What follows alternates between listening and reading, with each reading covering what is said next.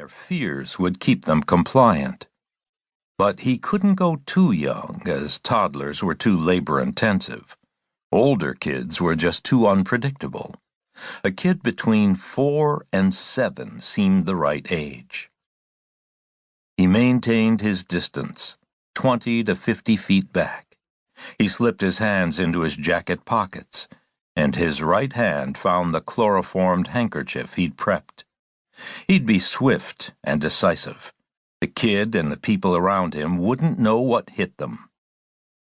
The kid stopped at a store with an open storefront. He picked up a toy cable car. This was Connor's moment. He moved in.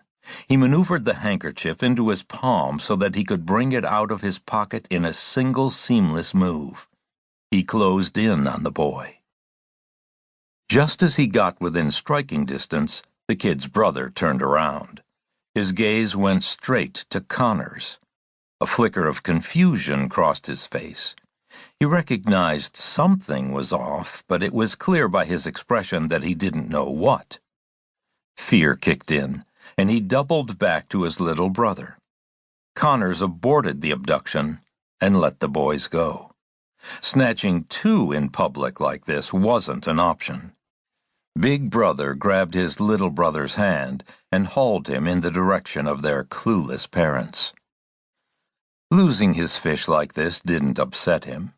He admired the brother for his simple and prompt action. It was a good sign that the survival instinct was alive and well. He peeled off and bought an ice cream from a store. By the time he'd rejoined the flow of people, his little family of out-of-towners was gone. He spent the next 40 minutes stalking prey without finding anything suitable. Things looked promising as he approached the aquarium at Pier 39. There was a nice concentration of people. The higher the density, the easier it was to pull off a snatch and grab.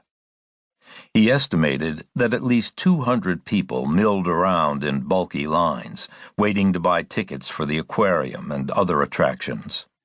Here, he saw his opportunity.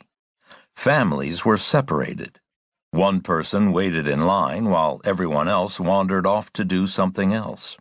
Some looked out at the water. Others took in the street performers. Others window shopped. With everyone separated, it would be easy to pick off an ignored child. A large family, he judged from their accents they were British, drew his eye. He guessed there were 8 to 10 of them spread out across the sidewalk.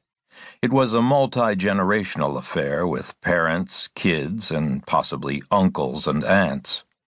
A couple of guys stood in line at the brightly painted Can't Miss It information center and box office. They called across to a pair of women with a waifish preteen girl. 4 or 5 kids between 6 and 12, lost in a game of their own devising, ran around between people's feet. "Matthew! Matthew!" one of the women yelled. She was heavy-set with overly bleached blonde hair. Despite the chill in the air and the cloudy day, she sported a sunburn across her face and shoulders. A boy of around 12 stopped running. "Where's Grace? I told you to keep an eye on your sister." "I am. She's over there," he said. Connors looked over in the vague direction of where the boy pointed. It took him a moment to spot the lone figure of a young girl, maybe 5 or 6 years old, looking at a sign for the aquarium, a stuffed rabbit dangling from one hand.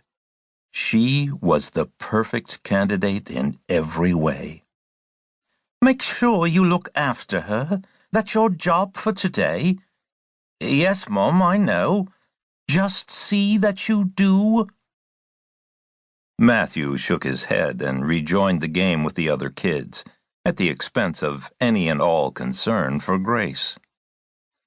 Connors wandered over to the girl, who was now watching a street performer juggle bowling pins. She was part of a semicircle of a dozen or so people. No one asked the kid whom she was with. Everyone seemingly assumed that she was with someone,